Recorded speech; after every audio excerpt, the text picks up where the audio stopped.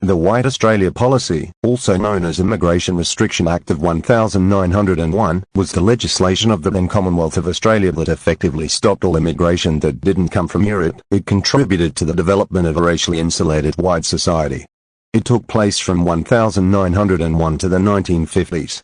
The Australian colonies passed restrictive legislations as early as the 1860s. These restrictions were directed more specifically at Chinese immigrants, but later targeted Japanese, Koreans, South Asians and South Pacific Islanders, aka onlookers, as well.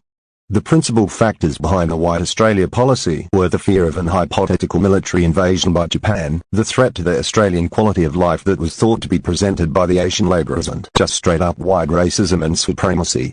The desire for immigration restrictions against non-whites grew in the Australian colony during the 1890s, thus the Act was among the first pieces of Commonwealth legislation enacted. In 1901 the Immigration Restriction Act virtually ended almost all non-European immigration.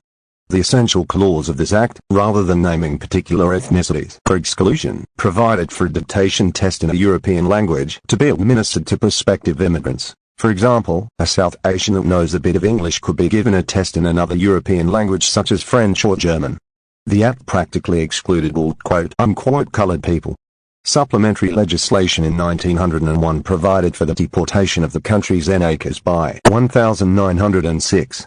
Despite progress towards this policy's abolition was slow, the policy started to liberalise during the 50s because Australians realised that defending a country that is over 7 million km long with only 3 million people isn't easy, and Australian policy began to shift towards significantly increasing immigration.